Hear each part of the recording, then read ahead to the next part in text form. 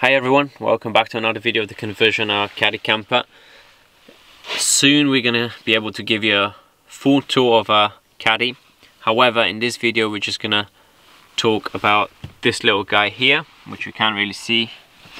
So the video is gonna be about this little guy, and this is the monitor for our leisure battery. The reason why we got this guy and we didn't stick with one of these was because these are not accurate. Now, what these do is just tell you the voltage, which would be 12.4, 12.6, whatever. So this is not accurate as long as you have any lights or your heaters working or you're charging any phones. As long as you're using your battery for something, this is not an accurate representation of how much charge there is in your leisure battery. These are only accurate if your battery is at rest, meaning you're not using any electricity out of your battery.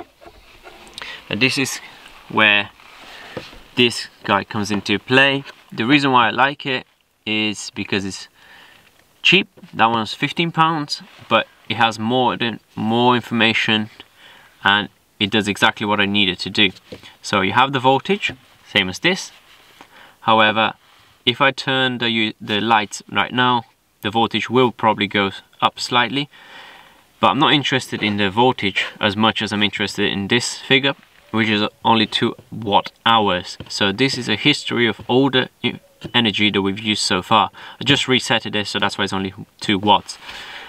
It gives you a current amp usage. So at the moment we're drawing 1 amp of the battery, and that's just the 4 LEDs, and 1 amp is 104 equals 13 watt-hours. So in 1 hour we'll use 13 watts.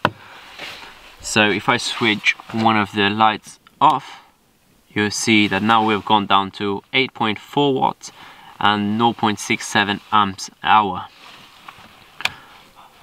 And the reason why this figure is so important to me is because I know that from my leisure battery, which is a 130 amp AGM gel battery, I can safely draw about 600-700 watts without damaging the battery, as long as I recharge it fully afterwards.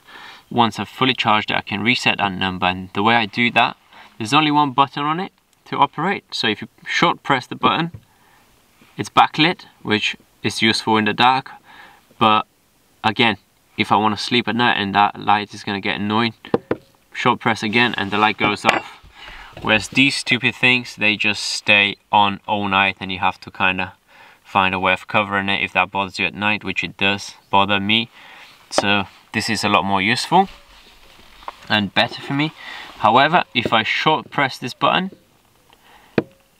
if I long press it, I'm going to get set, and after that I'll get clear. When you let go, as soon as you see the clear and you let go, this number starts flashing. If you press it again, oh, I missed it, so I'm gonna long press again, wait, it's set, and clear. That starts flashing, short press again, and it clears it. So after I've pulled up camping, I know I can use up to 700 watts.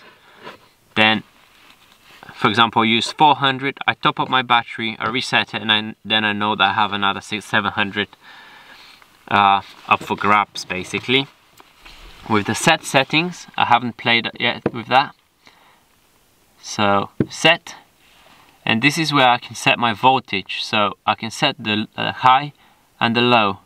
So I can, for example, set a low voltage of 12.3 over here, and as soon as the battery reaches 12.3 volts, the screen is going to start flashing and it's going to let me know that my battery's low and it needs charging. Now, wiring this guy was really easy. I'm just going to show you the diagram, which is literally a stick on the back of it, and I'm going to talk you through the process of it. So that's the back of the little monitor. You have 4 cables. The top 2, this one and this one, goes to positive and negative of your leisure battery, and that's to power the unit. And the other 2 cables go to a shunt. So this is illustration of the shunt. The shunt is connected to your fuse box negative, and the battery negative over here and here, and that's the shunt. And then you get the two cables, which one cable goes over here and the other cable goes on the bottom, and that is it, guys. It's that simple to fit one of these, and you get a lot more information than one of these can provide you with.